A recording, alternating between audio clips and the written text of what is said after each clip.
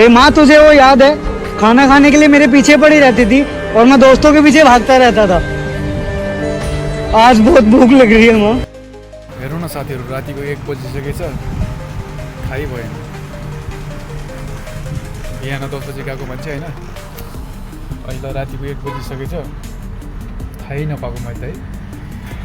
पल्लो रुममा यो साथीहरू बिहान 10 बजी गएको मान्छे होइन, अहिले रातिको 1 बजिसक्यो, 1:20 भइसकेछ। पल्लो रुममा यो छ साथीहरू, के गर्नु, काम गर्नुपर्छ। शरीर त लास्ट थाकेको छ नि, थाक्यो भनेर मिल्दैन। र कपडा पनि पुरा कचरा भएको छ, बासमा आइदिनु पर्ने, आज वास गर्ने जान पनि लागेको छैन, आज वासिङ पनि हुन्न। अब यस्तै जाने होइन, टाइम सुत्दियो, के गर्नु, 15-15 डिग्री घन्टा गर्नुपर्छ है। विदेशमा त सजिलो छ भन्छ नि मान्छेले, कहाँबाट सजिलो हुन्छ विदेशमा, गाह्रो छ। अब रुममा आएको एकछिन बस्नु पऱ्यो होइन, बसेर चाहिँ अब रेस्ट त्यस्तो गर्नु पऱ्यो साथीहरू। अब के गर्नु, गाह्रो छ, बहुत गाह्रो छ, टाउको पनि दुखिरहेको छ।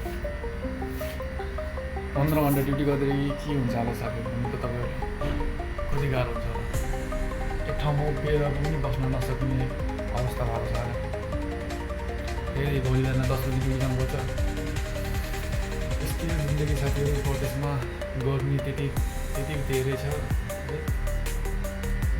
आजभोलि त खासै त्यति धेरै अड्ने हुन्न, तर आज चाहिँ पार्टी भएको कारणले चाहिँ आज लास्ट ढिला भयो साथीहरू। 15 घन्टा ड्युटी गरेर आइयो, सधैँ त यस्तै हुँदैन, 12-13 घन्टा 13 घन्टा त लाजै सधैँ हुन्छ होइन, तर आज चाहिँ पार्टी भएको कारणले गर्दा 15 घन्टा ड्युटी भयो। बोल्नु पनि मन लागेको छैन, के गर्नु साथीहरू, गाह्रो छ विदेशमा है।